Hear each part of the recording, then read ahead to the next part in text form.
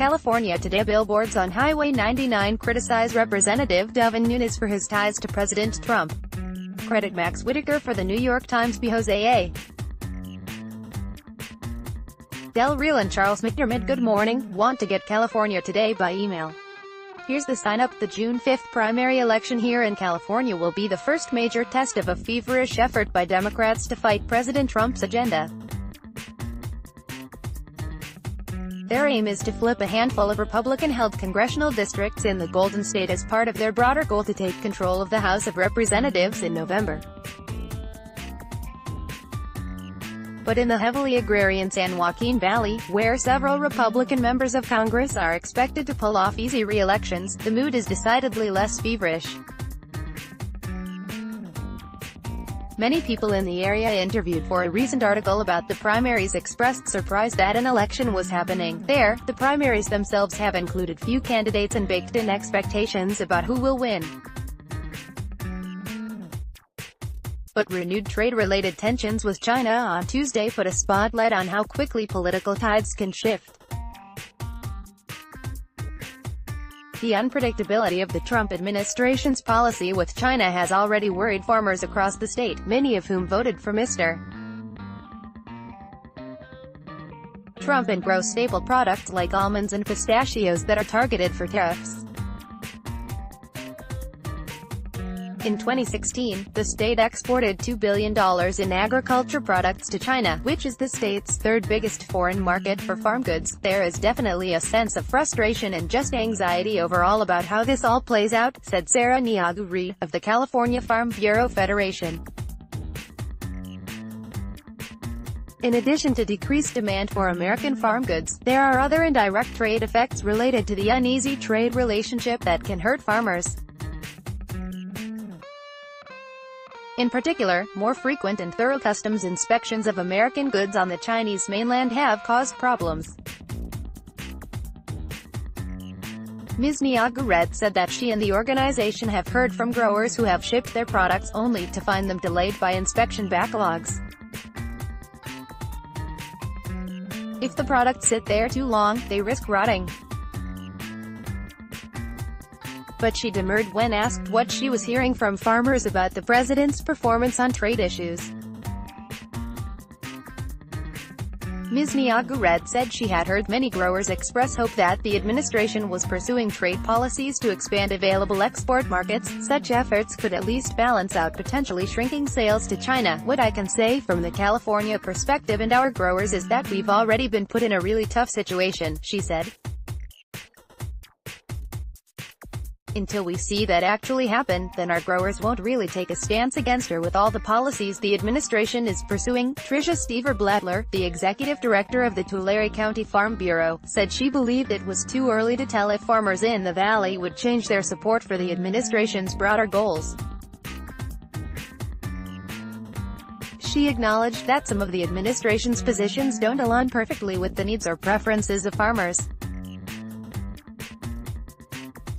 She pointed to widespread support for the work the Environmental Protection Agency and USDA are doing to promote agriculture, which she said had re-energized many people. We really do have to have trade-offs, she said. We recognize we are not going to win on every issue every time. Via email your questions about the California primary to cataday@nytimes.com. Our correspondents will answer some of them throughout the week. California Online. Please note, we regularly highlight articles on news sites that have limited access for non-subscribers. The Times' California Election Guide. After years on the sidelines during national campaigns, the state is at the heart of the Democratic battle to take control of Congress. Here are the top races to watch. The New York Times. San Francisco's homeless crisis is testing several mayoral candidates' liberal ideals. The New York Times. President Trump accused Nancy Pelosi, the House Minority Leader, of being an MS-13 lover, and accused Democrats of siding with brutal immigrant gang members over Americans. The New York Times. The state Senate is expected to vote on California's own net neutrality law that would prohibit service providers from manipulating or blocking internet traffic. Fast Company, the state legislature's budget committee convenes today to knit together proposals to form most of the budget to be sent to Gov. Jerry Brown. Here's a look at some of the areas of disagreement. Los Angeles Times. Independents surpassed Republicans as the second largest voting bloc in the state, according to an analysis of voter registration. The Sacramento Bee. Image. Joseph James DeAngelo in court in Sacramento on Tuesday. He is a suspect in at least a dozen killings and roughly 50 rapes in the 1970s and 80s. Credit pool photo by Paul Kidaki Jr. A judge in Sacramento indicated he's likely to release information about Joseph James DeAngelo, the man accused of being the Golden State Killer. AP. The Los Angeles Police Department is investigating 52 complaints of misconduct filed by former patients of USC's longtime campus gynecologist. Los Angeles Times. 40 animal welfare activists were arrested on suspicion of trespassing at an egg production facility near Petaluma. The Press. Democrat. A Tesla sedan in autopilot mode crashed into a parked police cruiser on Tuesday. No officers were in the car, but the Tesla driver sustained minor injuries. Credit. Laguna Beach Police Department. Via Associated Press. A Tesla sedan in autopilot mode crashed into a parked police SUV in Laguna Beach. It was at least the third time this year that a Tesla reported to be on autopilot has hit a parked emergency vehicle. Bay Area News Group. Coyotes live in Los Angeles, New York and Chicago. They've even made it to the Florida Keys. Now, they're on the doorstep of South America. The New York Times. A 67-year-old hiker missing since May 23 on the Pacific Crest Trail was found in good health. The Fresno Bee. Plastics and papers from U.S. cities and towns are being dumped in landfills after China stopped recycling foreign garbage. In California, officials are concerned that improperly stored bales of paper could become hazards during wildfire season. The New York Times. And Twitter users, including Bryan Cranston, Tom Arnold and Minnie Driver, responded to ABC's firing of Roseanne Barr over a racist tweet.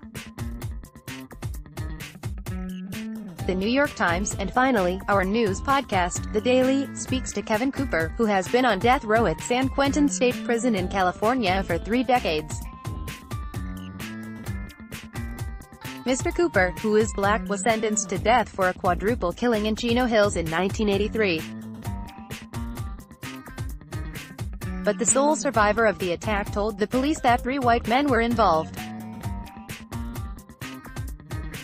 The evidence against Mr. Cooper has largely been discredited, but Governor Jerry Brown has refused to allow advanced DNA testing that may shed light on the case. Joining the discussion is Nicholas Kristof, a New York Times columnist who has written about Mr.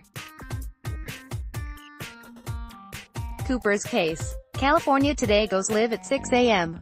Pacific Time, weekdays. Tell us what you want to see, today@nytimes.com. California Today is edited by Julie Bloom, who grew up in Los Angeles and graduated from UC Berkeley.